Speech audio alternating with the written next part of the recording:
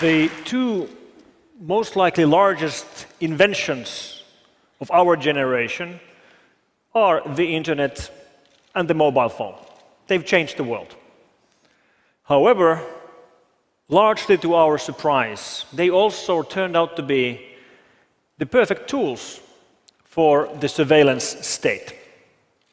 It turned out that the capability to collect data, information, and connections about basically any of us and all of us is exactly what we've been hearing throughout the summer through revelations and leaks about Western intelligence agencies, mostly US intelligence agencies, watching over the rest of the world.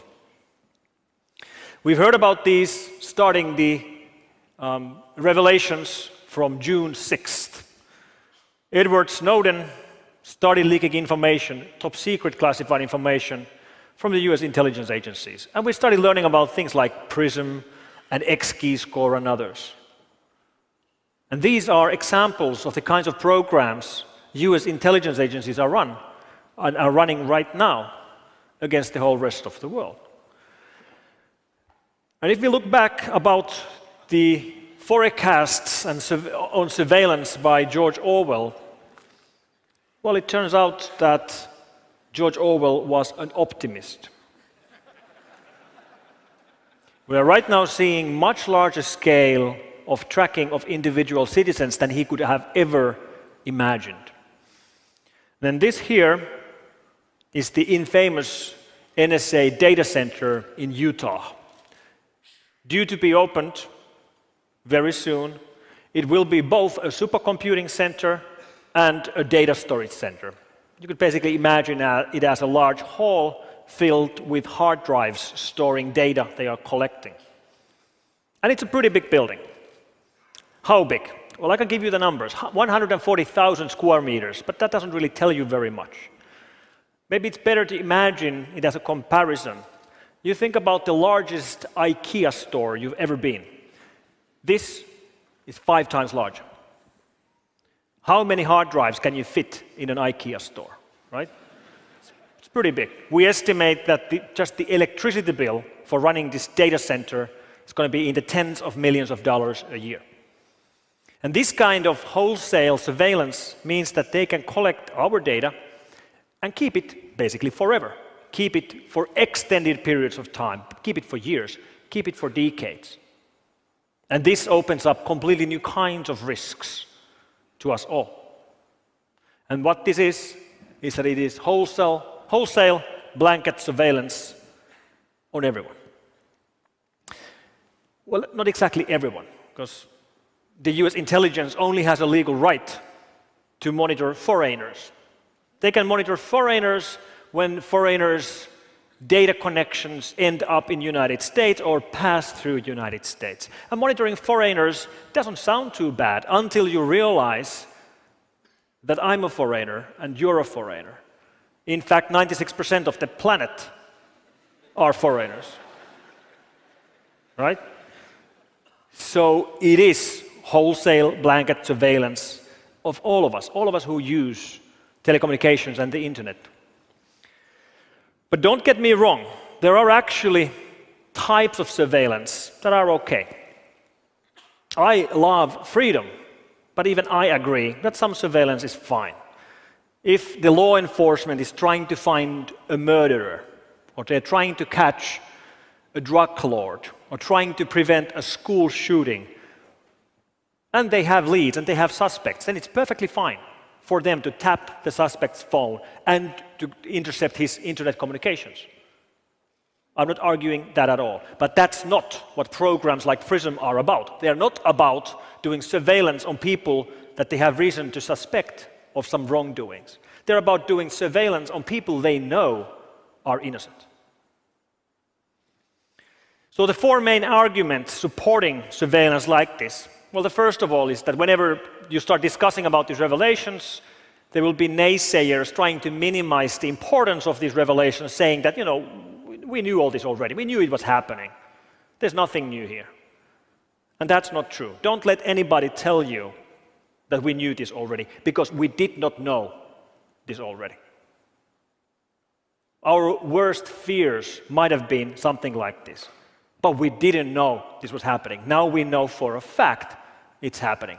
We didn't know about this. We didn't know about PRISM. We didn't know about X-key score. We didn't know about Cybertrans. We didn't know about Double Arrow. We did not know about Skyrider.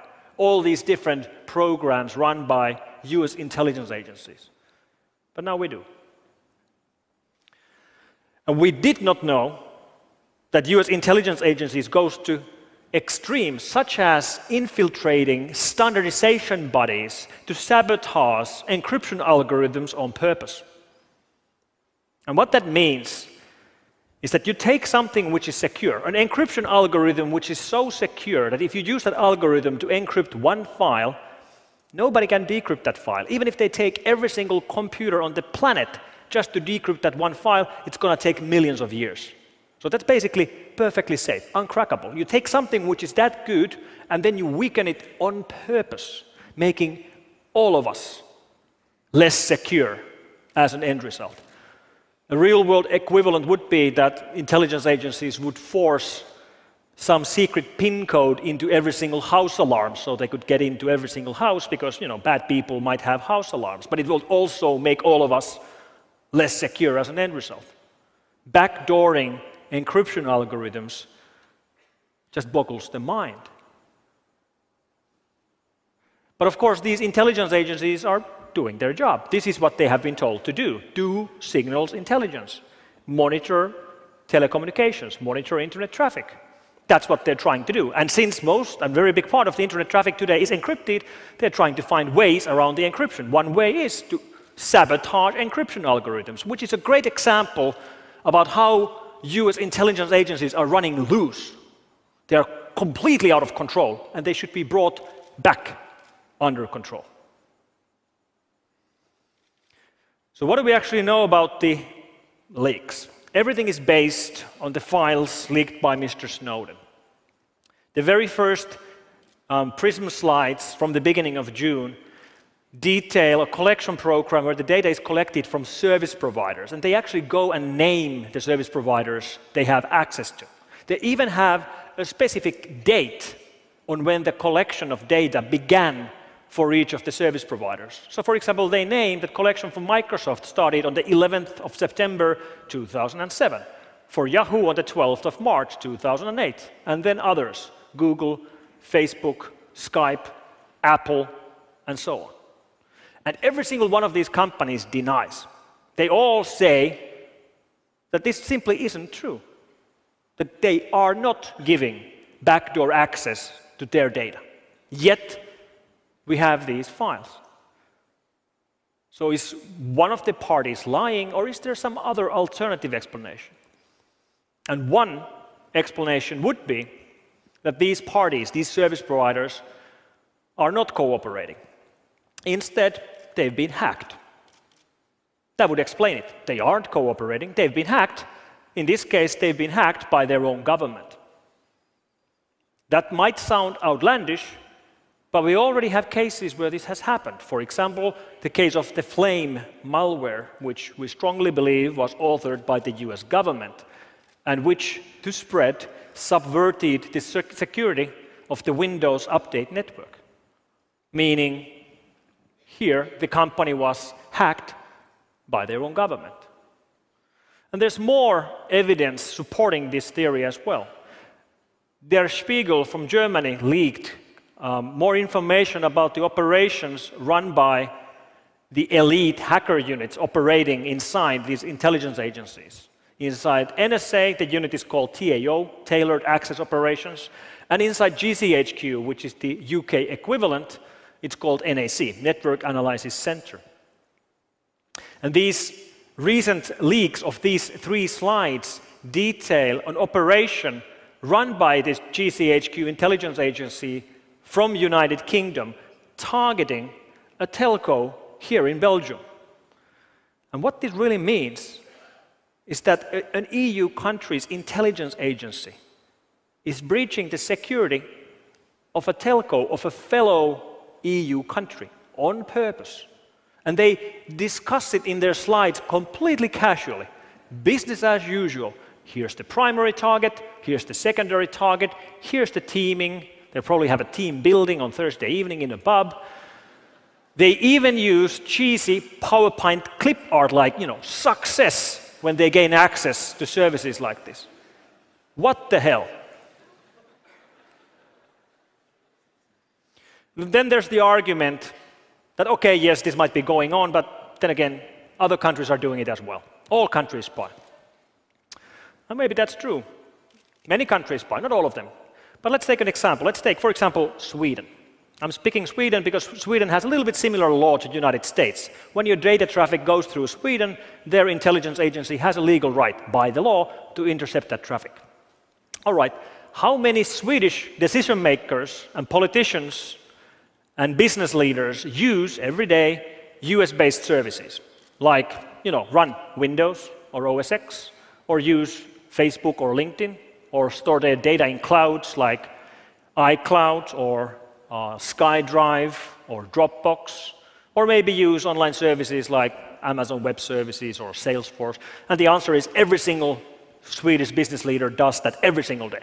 And then we turn it around. How many American leaders use Swedish webmails and cloud services? And the answer is 0. So this is not balanced. It's not balanced by any means, not even close.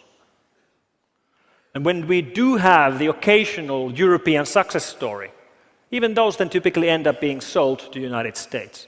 Like Skype used to be secure. It used to be end-to-end encrypted. Then it was sold to the United States. Today, it no longer is secure. So once again, we take something which is secure and then we make it less secure on purpose, making all of us less secure as an outcome. And then the argument that the United States is only fighting terrorists. It's the war on terror. You shouldn't worry about it. Well, it's not the war on terror. Yes, part of it is war on terror. And yes, there are terrorists, and they do kill and maim, and we should fight them.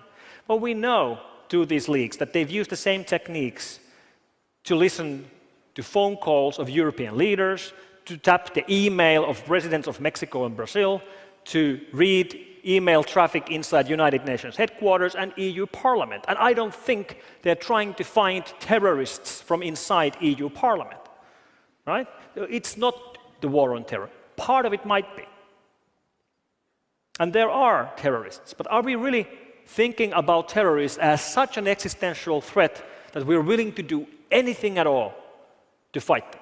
Are the Americans ready to throw away the Constitution and throw it into trash just because there are terrorists? And the same thing with the Bill of Rights and all the amendments and the Universal Declaration of Human Rights and the EU conventions on human rights and fundamental freedoms and the press freedom.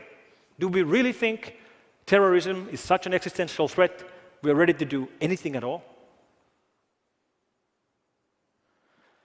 But people are cared about terrorists. And then they think that maybe that surveillance is okay because, they have nothing to hide. Feel free to survey me if that helps. And whoever tells you that they have nothing to hide simply haven't thought about this long enough.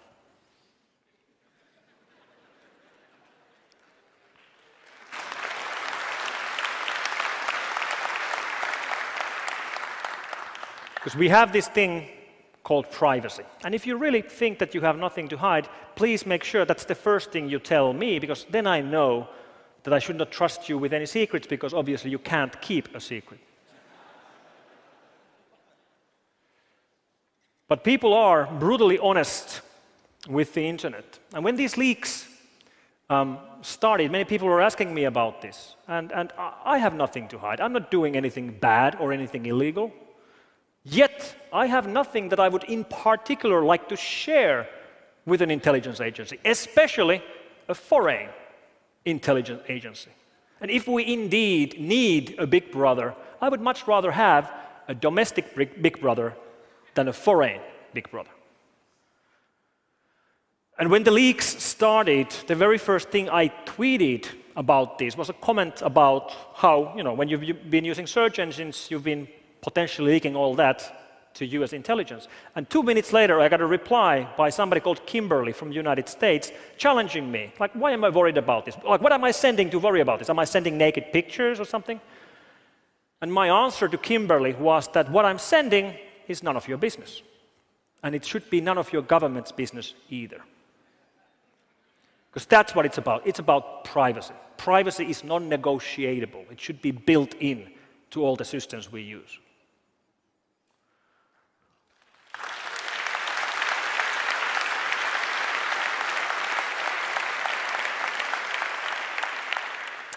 And one thing we should all understand is that we are brutally honest with search engines. You show me your search history, and I'll find something incriminating or something embarrassing there in 5 minutes. We are more honest with search engines than we are with our families. Search engines know more about you than your family members know about you. And this is all the kind of information we're giving away. We're giving away to the United States. And surveillance changes history. We know this through examples of corrupt presidents like Nixon. Imagine if he would have had the kind of surveillance tools that are available today. And let me actually quote the President of Brazil, Ms. Dilma Rousseff. She was one of the targets of NSA surveillance. Her email was read, and she spoke at the United Nations headquarters, and she said, if there's no right to privacy, there can be no true freedom of expression and opinion, and therefore there can be no effective democracy. That's what it's about. Privacy is the building block of our democracies. And to quote a fellow security researcher, Marcus Ranum, he said that the United States is right now treating the internet as it would be treating one of its colonies. So we're back to the age of colonization, and we, the foreign users of the internet, we should think about Americans as our masters. So Mr. Snowden, he's been blamed for many things. Some are blaming him for causing problems to the US cloud industry and software companies with these revelations. And blaming Snowden for causing problems to the US cloud industry would be the equivalent of blaming Al Gore for causing global warming.